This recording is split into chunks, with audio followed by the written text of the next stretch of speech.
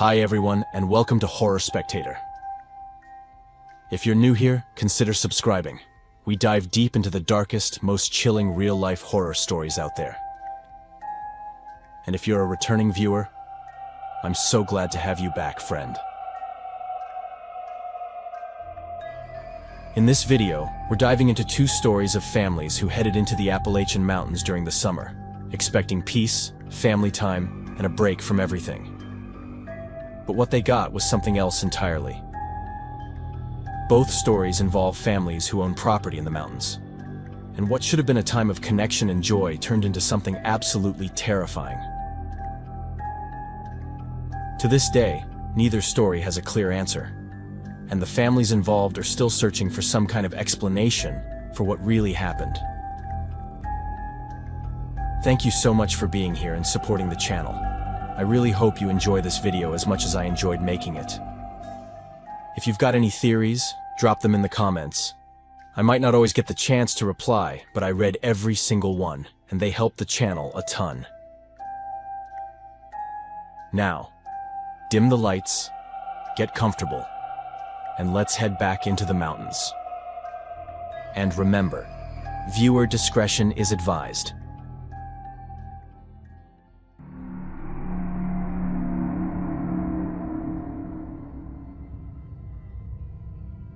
The story I'm about to tell you isn't a happy one. It's depressing, and it destroyed my family's life. So if you're not in the mood to hear something dark, this is your warning. It's a story I'm only now able to share because only now do I feel ready, even though so many years have passed. Every summer, when we were kids, our parents would drop us off at our grandparents' place deep in the cranberry wilderness of West Virginia. If you don't know it, back then it was a completely forgotten part of the country. Honestly, I still think it is, though I can't say for sure. I haven't set foot there in 22 years, and I don't plan to ever go back as long as I'm alive. It was a remote stretch with no cell service, no neighbors, and no towns for miles. Their cabin sat near the headwaters of the Williams River, more than an hour off Route 39 down a winding gravel road that most folks avoided all year round, but especially in the summer. The nearest town with a grocery store was Richwood, and even that felt like a piece of civilization you had to earn. My grandfather built the cabin himself in the late 60s. 2 stories, rough-hewn logs, a steep metal roof, and a massive stone chimney. It looked like something out of a painting. Beautiful, sure, but quiet in a way that could crawl under your skin.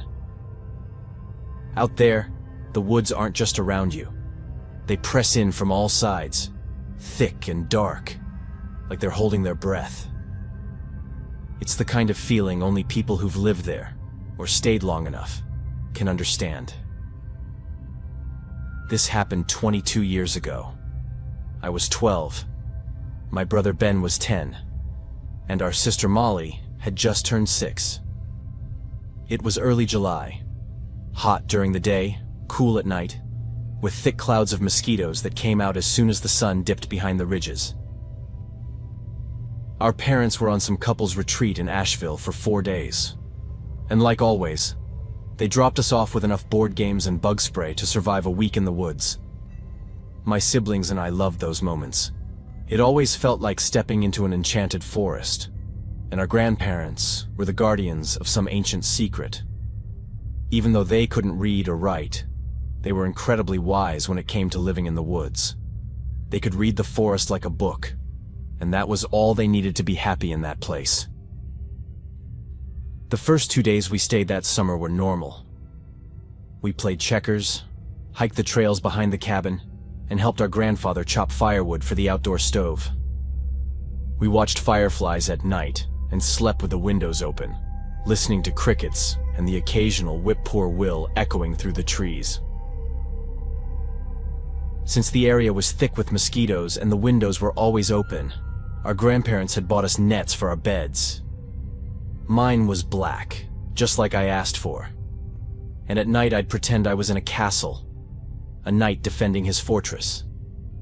Those were good times, and I still have beautiful memories, until that year. On the third day, the weather turned fast. Around noon, the sky went dark like someone flipped a switch. You could feel the air shift, heavy and tense. The shortwave radio crackled out a storm warning, and possible flash flooding. Nothing out of the ordinary for a West Virginia summer, at least back then. But in a place that far off the grid, it was something to take seriously. I remember clearly seeing my grandparents grow tense and worried. My grandfather double-checked the windows, brought in the last of the dry wood, and made sure all the lanterns were full. By late afternoon, the sky opened up. Thunder cracked so loud, it rattled the floorboards. Rain came in waves, blinding, hard, relentless. I had never seen that kind of power come from the sky, and at that moment, I understood why so many people believed in gods. The power went out just after dinner. We lit candles and sat by the fireplace. Nobody talked much, not just because we were all a little scared, but because we were trying to listen to the storm swallowing the woods outside. That night, we all slept downstairs in the living room. It was cooler, and the storm sounded worse up in the bedrooms. Around 1 a.m., I woke up thirsty and went to the kitchen to get some water. On my way back, I walked past the big front window and froze. There were footprints, muddy and clear as day, right there on the porch. My brain was trying to process what I was seeing as fast as it could. And when it finally did, it scared me more than the storm itself. Those prints weren't ours. I was sure none of us had stepped outside since dinner. They were fresh. Just one set, barefoot. Walking across the porch from the steps to the far side of the cabin.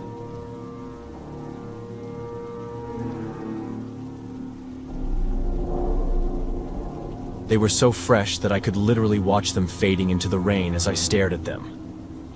With how hard it was raining, those prints couldn't have been there for more than a minute. I stood there frozen, trying to make sense of it. Was someone out there watching me through the window?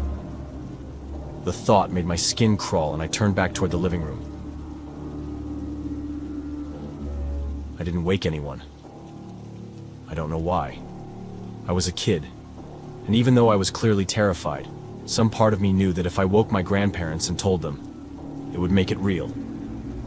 So I went back to the spot where I'd been sleeping and tried my hardest to forget. Eventually, I fell asleep. The next morning, everything was soaked. The ground was thick with mud and standing water.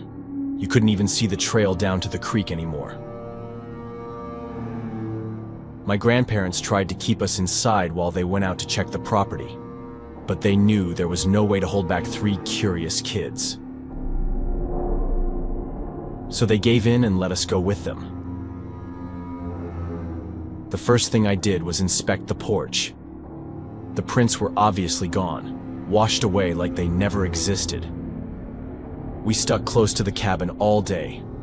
The trails were a mess, and the air was heavy and humid. The kind of stillness that lingers after a storm like that. But what really bothered me was how different my grandparents seemed. More tense during the day than they had been the night before. I remember thinking that was strange. The storm had passed, the damage wasn't too bad, and yet both of them were nervous, on edge. I asked if everything was okay. They both said yes. But later that afternoon, my grandma looked at me and clearly saw something was up. She asked me if I'd seen anything during the night. I couldn't lie to her. She always knew when I was lying. so I told her the truth. I said I'd gotten up to get water and had seen footprints on the porch.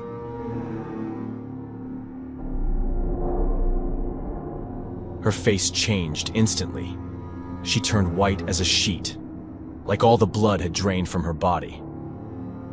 My grandpa, on the other hand, stayed still, but he went and got his old shotgun and didn't let it out of his hands for the rest of the day. I asked again if something was wrong, if everything was okay, but I didn't get a real answer. They just told me everything would be fine and that I needed to help take care of my siblings. They told me not to tell Ben or Molly what I'd seen and to keep an eye on them. That night, my grandparents said the three of us, me, Ben, and Molly, would sleep in their bedroom. They told my siblings it was more comfortable for us that way. But I knew there was another reason. And that was enough to kick my curiosity into high gear. At the time, I was still just a kid. I didn't understand yet that curiosity could have real consequences. So I decided I wouldn't sleep. I was going to find out what was going on. Before leaving the room, my grandparents told us they were going to lock the door, and if we needed anything, we should call out to them. We all nodded, and after they left and closed the door, I waited. Waited for my brother and sister to fall asleep so I could get up and sneak out the window. I was a well-behaved kid, but only because I was really good at hiding my mischief. I'd climbed out that window plenty of times before while playing around the house. My grandparents just didn't know I could do it. I'll admit, I was nervous opening that window. Not so much because of the gap between the window and the tree, or the risk of slipping, but because of the dark. The night was pitch black. The moon was barely out, and not even the usual forest sounds were there. Everything was still.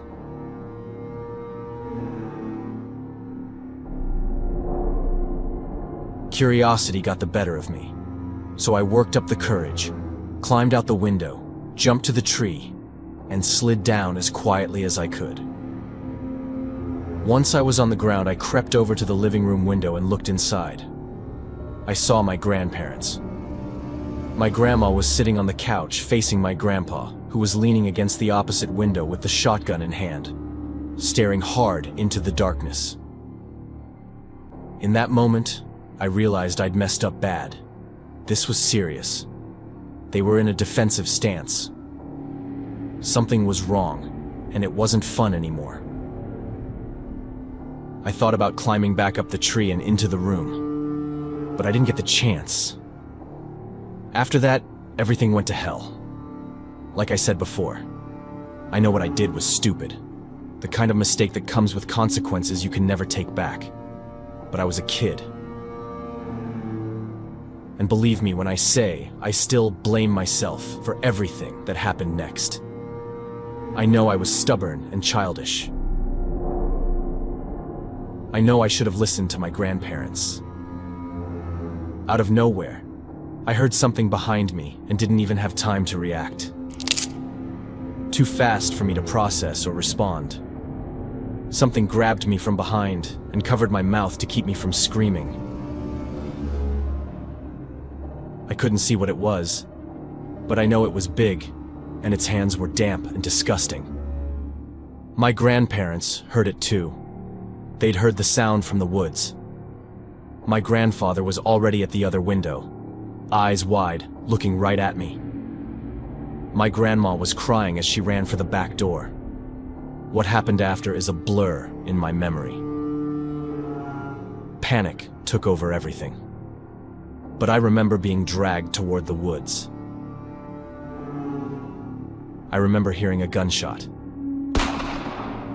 I remember a strange, guttural scream coming from whatever was dragging me. I remember feeling a sharp pain in my left arm and hitting the ground hard. I remember seeing a dark figure leap over me and vanish into the trees. I remember my grandma grabbing me tight and pulling me back toward the cabin. And I remember my grandpa, shotgun still in hand, running after that thing, into the thick forest. That was the last time anyone ever saw him. My parents arrived early the next morning, before sunrise. I was taken straight to the hospital, where they found out I had a broken arm. The police weren't called until 2 days later, when it became clear to my family that Grandpa wasn't coming back. That something had happened to him out in those woods. For a week, they combed the forest with search teams and volunteers. But they didn't find anything. No tracks, no clues, no sign of him at all. My grandfather was never seen again. My parents pressed me and my grandma for months. They wanted answers. They wanted to understand what had happened that night. But eventually they gave up. Neither of us ever said more than they already knew. Neither of us could explain what happened. I never got another chance to talk to my grandma about it, because less than a year later, she died of a heart attack. The cabin was inherited by my dad, but he never went back. None of us did. Now that we're adults, my siblings sometimes bring up that week and ask questions. But I don't have answers. Not for them. Not even for myself. I can't explain why I was so stubborn that night. I don't know what grabbed me. I don't know if it was a man or something else entirely. I really don't have answers.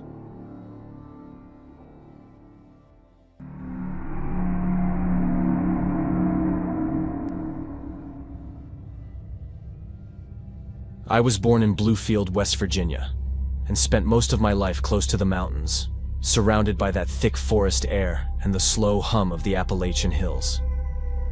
My childhood was a happy one, filled with days of laughter and exploration, alongside my mother, my father, and my twin brother. We spent endless hours playing together, wandering through the woods. And even though I remember that sometimes strange things would happen, things that might have seemed scary to a child, I still think back on those times with a kind of deep, aching fondness, like a warm memory hidden in the shadows. My father's side of the family owned some old land up on the slopes near McDowell County. And it was the kind of place steeped in history, mines long since abandoned, thick woods that seemed to stretch forever, and air so still it felt like time had stopped there. When we were teenagers, my brother and I would head up there all the time. Sometimes we brought friends, but a lot of times it was just the two of us, like it was our own private kingdom in the middle of nowhere. It felt like a second home, untouched, quiet, and completely ours. But once college started, and life began to pile on, with work and relationships and the slow building of families, we started spending less and less time there, until eventually, we just stopped going altogether. I hadn't set foot there in 6 years, and my brother hadn't been back in probably 8. In 2017, after a rough divorce that left me drained and needing to clear my head, I decided to take some time for myself. A little solo retreat into the old family property. My brother, knowing full well how much I needed the escape, but also knowing I might end up sitting there brooding, decided he'd come along for a couple weeks. He figured he could spare that much time, and after that, well, we'd just see how things went. The cabin sits way out, isolated deep in the woods. There are other old structures in the area, but they've all been abandoned for years. It's about a 20-minute drive from War, and then another 55-minute hike through thick woods, no roads, no cell service, and no power. Back in the day, the cabin had 2 generators, but we hadn't been out there in so long we didn't even know what kind of shape it would be in when we arrived. The drive there was peaceful, and my brother and I caught up like no time had passed. We laughed, swapped stories, and speculated about what kind of wreck the cabin might have become. We both knew it wouldn't be in great shape, but we definitely weren't prepared for how bad it really was. It looked like the forest had started swallowing it whole the moment we stopped coming around. There were vines and creeping plants all over, insects and nests tucked into every corner, and this eerie sense that the land had finally decided to take back what was always rightfully its own. It was beautiful in a haunting way, and I couldn't help but wonder who had invaded first. Was it us, bringing our roads and cabins and mining towns into the heart of the forest? Or was it the forest that was now reclaiming us? Anyway, I was knee-deep in those kinds of thoughts. Moody, quiet, reflective, the way I usually get when life knocks me around. When Peach, my brother's dog, let out a sharp bark that pulled me right back to reality. Now, my brother has always had this deep connection to animals, and Peach had been with him for about 5 years. He was a rescue from an illegal fighting ring, found half broken and terrified in a shelter where my brother volunteered. Nobody could get near him, and he wouldn't let a soul touch him, until my brother did. He saw something in Peach worth saving, and under his care, Peach slowly became the gentlest dog you could ever meet. That's why he got his name, because under all that muscle and size, he was just a sweetheart. He rarely ever barked. So when Peach did bark, especially the way he was barking now, loud, fierce, and unrelenting, my brother took it seriously. He always said Peach had this sixth sense, like some kind of omen. He was barking toward the back of the cabin, near the entrance to one of those old sealed-off mine shafts. That entrance had always creeped us out, even as kids. It was pitch black, like it just swallowed light. And not once had either of us, or anyone we'd ever brought up there, dared to go near it. So, when Peach started going nuts in that direction, we both tensed up. It felt like confirmation of something we'd always quietly believed. That whatever was back there, it was better left alone. Eventually, my brother managed to calm Peach down, and we got back to assessing the cabin. We both knew we wanted to try restoring it, bring a little life back to the place. But in its current state, it wasn't fit to sleep in, not for the first few nights. We debated sleeping in the car, but that would have been miserable, so we agreed on buying a tent. Since the car was his, he went to town to pick one up, and I stayed behind with Peach. He said he'd be gone a few hours, which gave me time to properly go through the cabin and figure out what needed fixing first. I was in the back room when I heard Peach growling.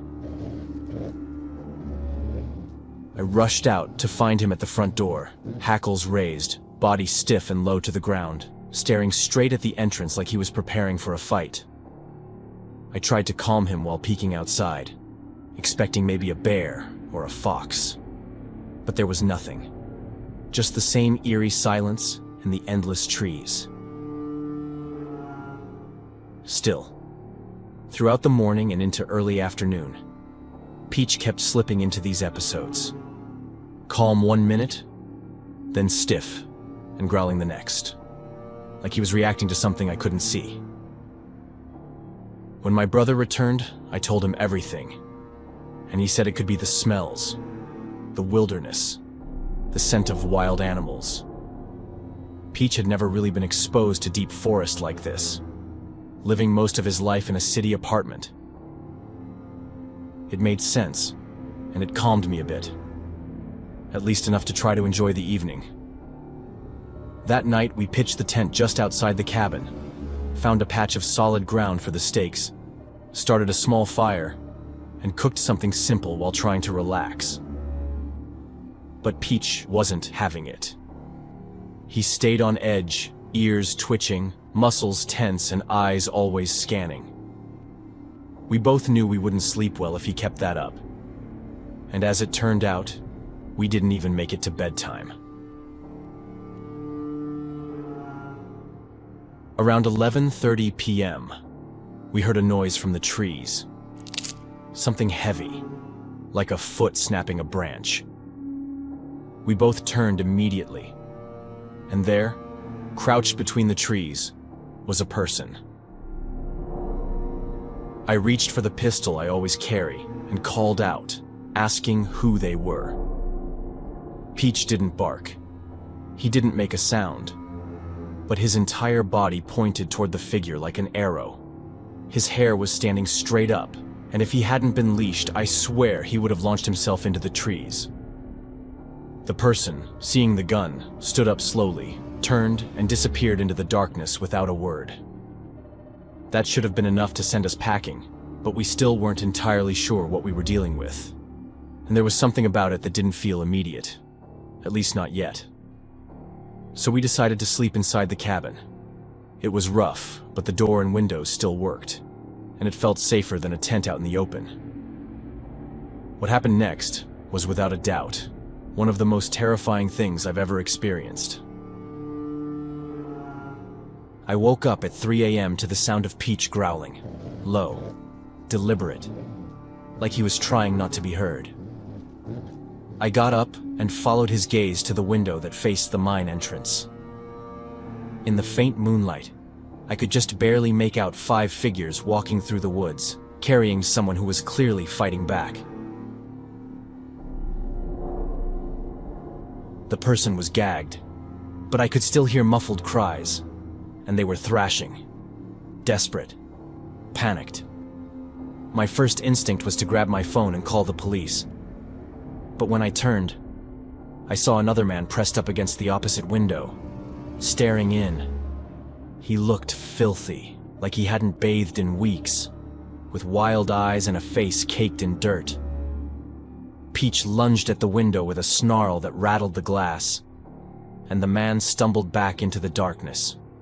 I grabbed my gun, my phone, and screamed for my brother to wake up. We had to leave now. He didn't even ask questions. He grabbed the keys, his own pistol, and gave Peach the command to follow. We tore out of the cabin. There were 2 more figures near the car, shadowed and silent. I couldn't see their faces clearly, but I aimed my weapon and shouted for them to back off. Thank God Peach was trained. Any other dog might have run straight at them. We jumped in and sped off. My brother tearing through that gravel road like his life depended on it, while I told him what I'd seen. Those people, that poor man, the group dragging him into the mine. Whatever they were planning, it couldn't have been good. As soon as I had even a flicker of cell service, I called the police and told them everything. The next day, a team was sent out. They told us there was definitely evidence of people living out there. Remains of meals, waste, and a sick, delirious man found near the mine.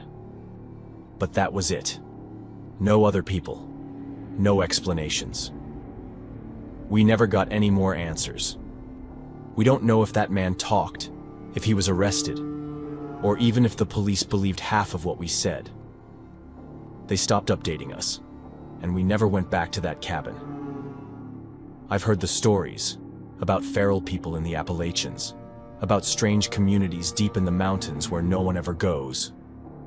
But I don't know what we found. I don't know if it was that, or just some nomadic group living off the grid. To be honest, I don't care.